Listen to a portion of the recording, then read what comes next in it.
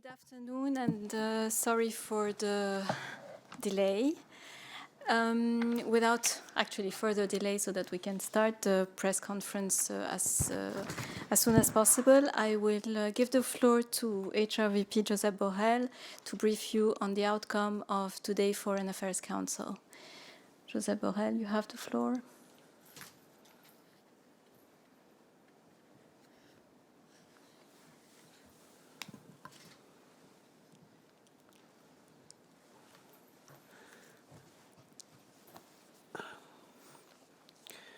Good afternoon. Today, the Council meet again, and I'm happy that we could meet again in person.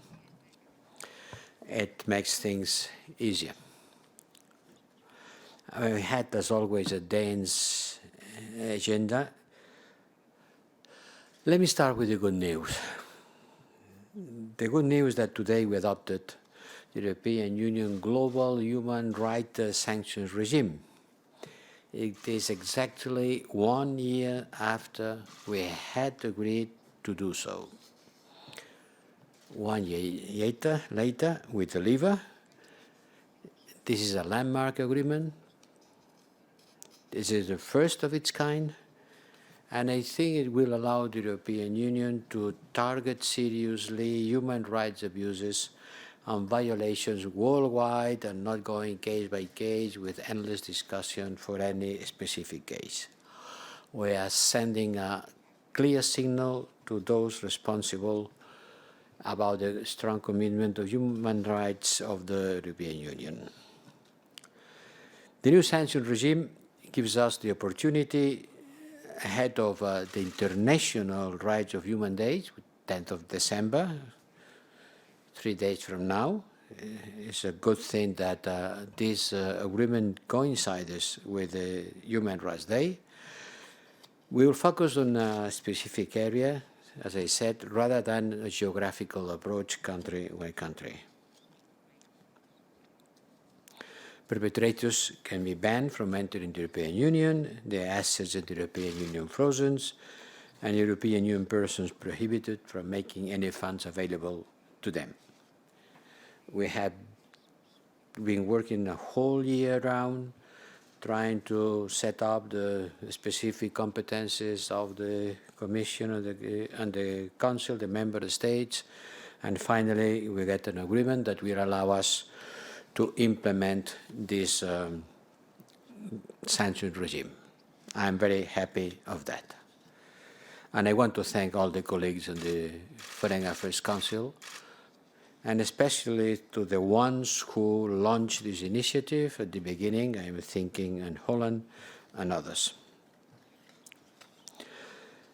Second, in Venezuela, we have just issued a statement about the legislative elections that took place yesterday.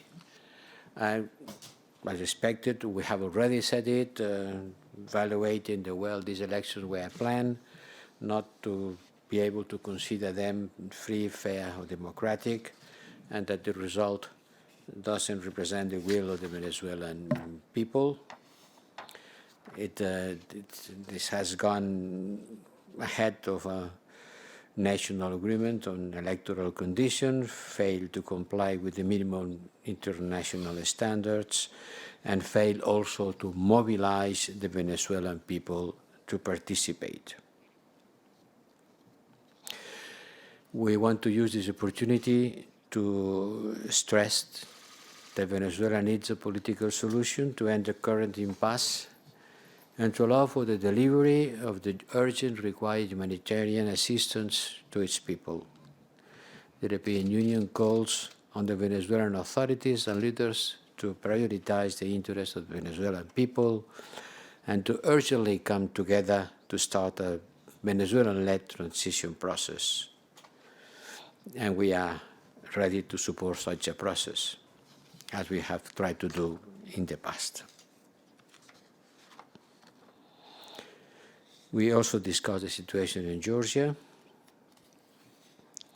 It's time for Georgian political forces to show leadership and enable parliamentary representation. I hope that the latest proposal by Georgian Dream will open the door for a compromise, which would enable Parliament to advance on the much-needed electoral and judicial reform and address the socio-economic challenges.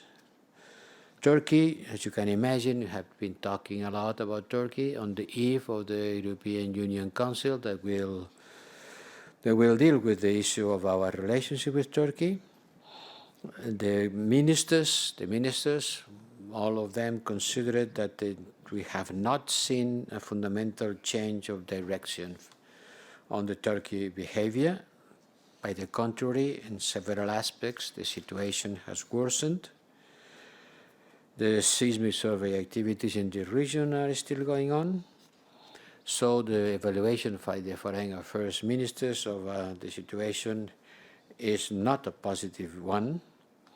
And each minister will brief the heads of state of government for this crucial European Union Council that will take end this week. We also touch on the situation in Belarus, where continued repression by authorities against the population has to stop, and we are finalizing the third package of sanctions. I hope it will be quickly adopted. I am hoping for swift adoption. I'm sure this time it will not be other issues that will delay the adoption of this third package of sanctions. We also raised the situation in Ethiopia and the destabilization in the region. I informed the College of the visit of Commissioner Lenargic to Sudan and to the refugees camp in the border with Ethiopia. He went also to Addis Ababa. Our message is very clear. Our hostilities and the ethnic targeted violence must stop. Civilians and refugees must be protected. International law has to be respected. We strongly request the Ethiopian government for full access for humanitarian actors to the Tigray region. This access has to be granted to all institutions, United Nations institutions, ONGs. We are very much concerned by the report atrocities that should thoroughly be investigated and the perpetrators held accountable. There is a crossroad blaming from different parts. There is quite a big blackout about what's happening in Ethiopia, but there are 40,000 refugees massing in Sudan, and the only way of to go back to a peaceful and sustainable settlement of the conflict with a strong support given to the African Union initiative. We also reviewed the implementation of the draconian national security law imposed on Hong Kong by Beijing. The ministers agreed on their assessment of the situation, which has been strongly deteriorated, with severe blows to political pluralism and freedom of opinion, which we repeatedly condemn. The European Union will, as a minimum, to continue to implement the concilium conclusions, expressing political support for Hong Kong's autonomy under the one country, two system principle. And as you know, it has been reaffirmed today that several European Union member states have suspended the extradition agreements on their negotiations with Hong Kong. We discussed about the European Union-United States relations after having presented with the Commission for a new plan for a new EU-U.S. agenda for global change.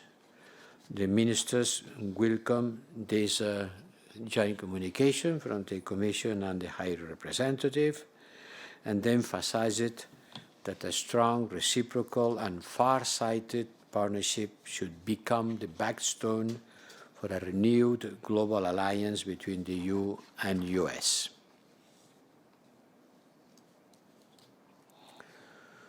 For this EU-U.S. agenda to be implemented, we need a united and self-reliant European Union. This is good for Europe. This is going to be good for the transatlantic partnership and for the multilateral system.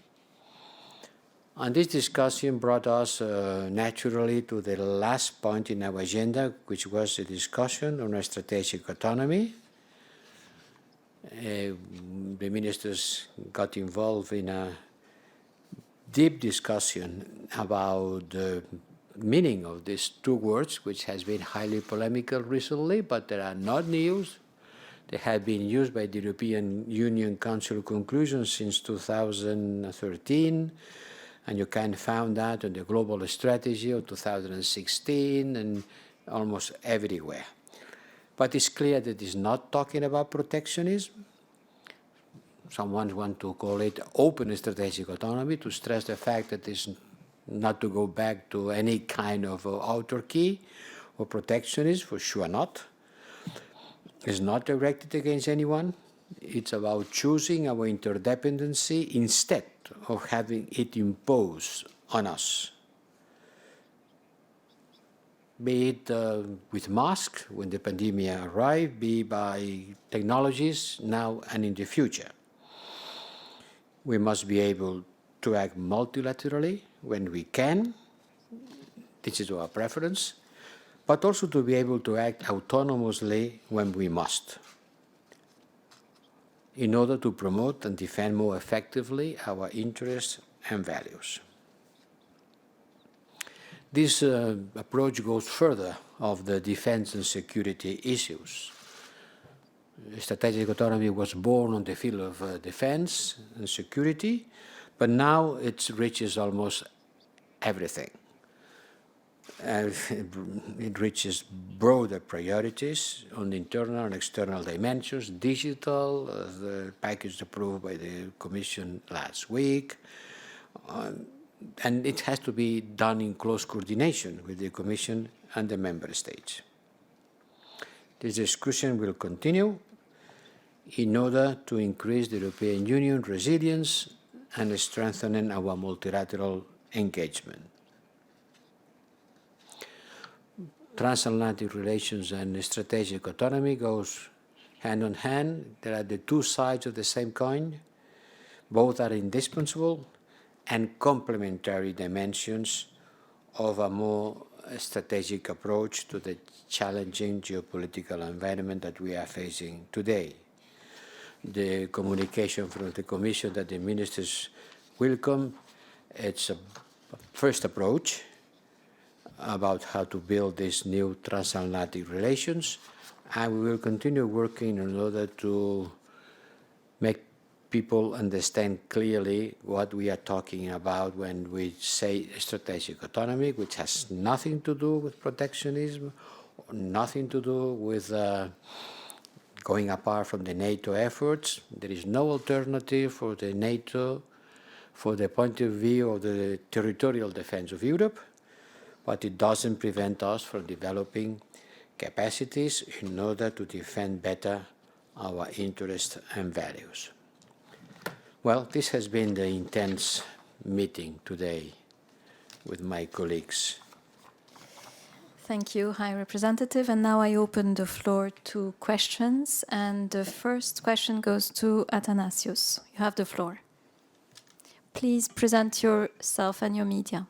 Thanks. Thanks very much. Athanasios, CNA, Star TV, Greece. Mr. High Representative, after the discussion you had, what should we expect now from the European Council on Turkey?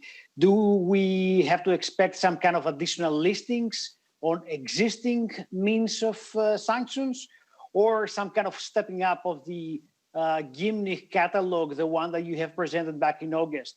And additionally, what did Greece and Cyprus specifically request from the Council during today's discussion on this issue? Thank you.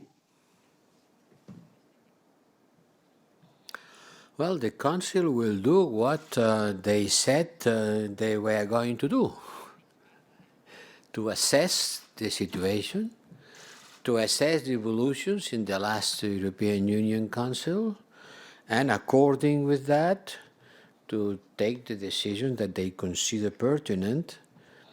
I cannot advance you, which is going to be the debate and the conclusions of the Council. But not only Greece and Cyprus. I think that all member states were very much aware of the need to assess carefully the situation with Turkey. As I said, unhappily, we haven't seen much of progress or improvement since the last European Union Council, but don't ask me to anticipate the debate and the decisions of the European leaders. Thank you. Mira, you have the floor.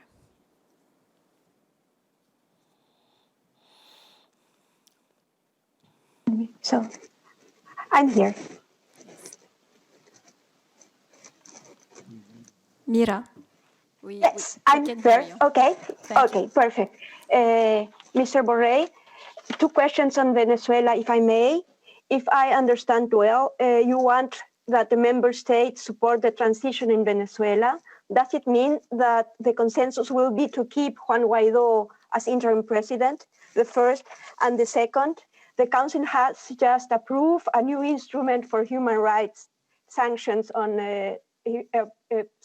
human rights violations.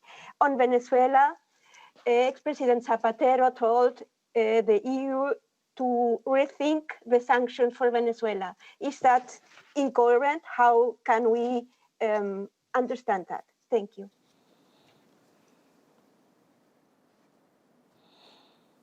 Well, I am not here to comment the opinions of Mr. Zapatero, who respect fully, but it's not my job as High Representative of the European Union to comment the declarations of everybody involved on the Venezuelan issue.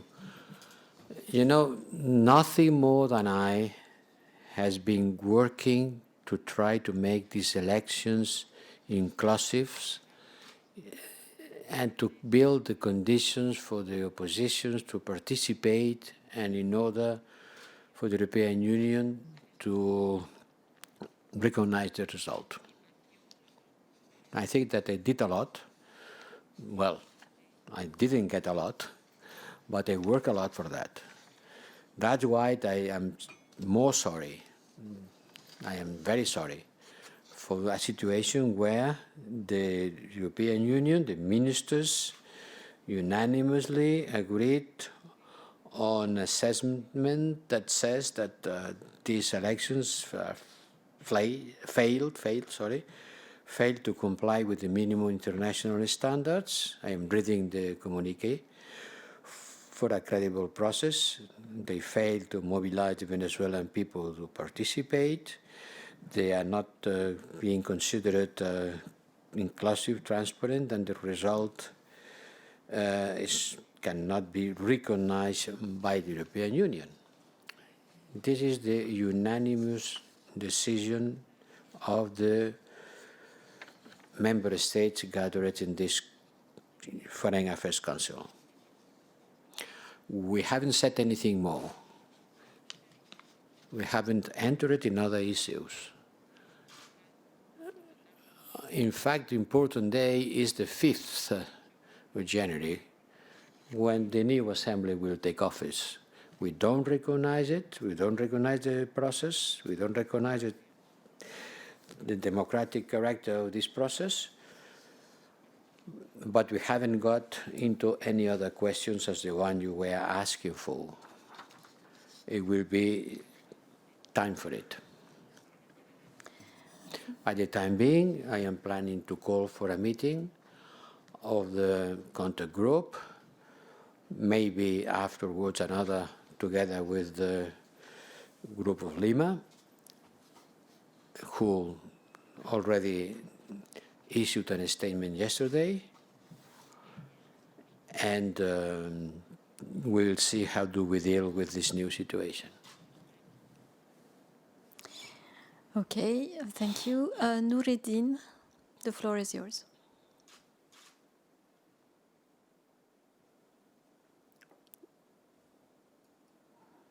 We cannot hear you. Is it okay now? Is it Yes. okay now? Yes. Good afternoon. Good afternoon. Good afternoon, Mr. High Representative. I have a couple of questions. I'm Nordin Fried from Al Arabiya News Channel. Did you discuss the Greek request from member states to regarding the arms embargo against Turkey? And do you still see room for diplomacy to solve the differences with Ankara? Thank you. The diplomacy has been invented to solve differences peacefully through dialogue. And that's what we are trying to do. Okay. The next is Stuart Law. You have the floor. Good afternoon, High Representative. Stuart Lau from the South China Morning Post in Hong Kong. First of all, in terms of the human rights sanctions regime, last year when you were presenting the Sakharov Prize, you told the daughter of the recipient from the Uyghur community in Xinjiang that you would push for the regime. And now that you have the regime, is the issue of the Uyghurs going to be on the table as a next step? And secondly, on the question of Hong Kong, we've seen no updates on the EU response package today. Does it mean that it is in the EU's opinion that the situation in Hong Kong today is not getting any worse than it was half a year ago? Thank you.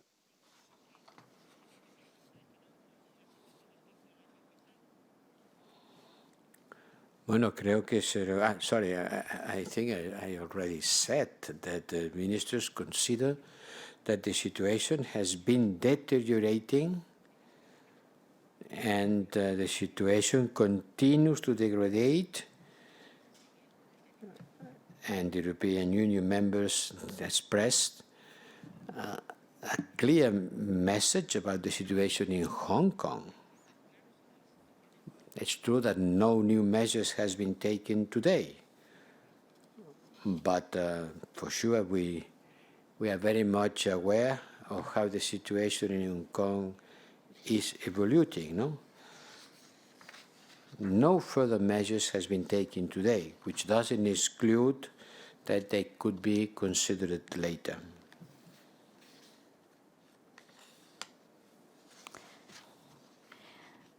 Thank you. The next goes to Lawrence. Okay. And it will be the last one, I'm afraid. Hi there. Thanks for taking the question. Hi, Rep, you didn't answer the first question of Stuart just now, and it links to a question that I had. You have the Magnitsky sanction of the EU global human rights sanctions now in front of you. You're an important player. Who would be top of your list? And as Stuart asked you, will Chinese officials involved in the repression of the Uyghur should they be considered for human rights sanctions? And my second question is on strategic autonomy. You wrote a very long, very detailed blog on your views on strategic autonomy a few days ago, and you really focused on we need to stop arguing about the concept and make it real, make it concrete. So what came out of today's discussion?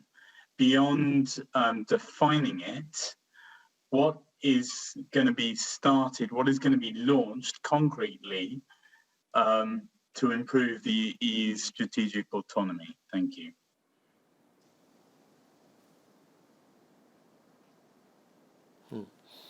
Well, about sanctions.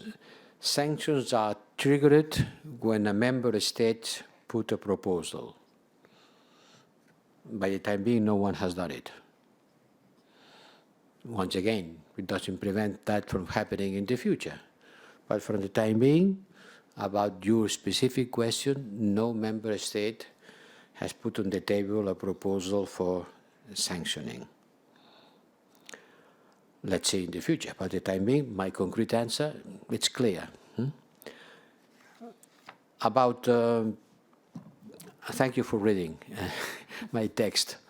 I tried to develop longer by written procedure, that the thing that you can do in a oral communication. No? You know, these two words, strategic autonomy, has a lot of ideological weight. And we should get rid of this ideological dimension, no? And be practical. It comes from the field of defense. And now some people look at that from the field of trade. For someone, it creates worries and suspicious because, oh, you want to be autonomous? It means that you want to be less depending of imports and exports, so you want to be a little bit more autarky dimension. It's a threat against free trade. And others continue looking at that from the defense point of view. No? You want to be autonomous, it means that you don't want to participate in partnerships. Well, both approaches are wrong. Autonomy has nothing to do with autarky. It has nothing to do with jeopardizing our military partnership and our transatlantic relations. But which is the contrary of autonomy? Dependency. Who wants to be dependent? Nobody wants to be dependent. And when you face dependencies, as we face it with the pandemic came, and we realized suddenly that we were depending on such a humble thing like a textile mask, then we wanted to recover autonomy by producing at home what the global markets were unable to supply suddenly. And this has created a stronger awareness of our dependencies, our weakness, and I think that there's a strong feeling that we have to be fighting against any kind of dependency situation. And we are doing that. The Commission is doing a lot. It doesn't label like this, but all the digital package that we approved yesterday, it's oriented to enhance our own capacities and show our autonomy or lack of dependency. You know? And we are also working on communication on European economic sovereignty. Which is a stronger word, sovereignty or autonomy? There is another debate about it, no? And some people prefer to talk about sovereignty, and other people prefer autonomy.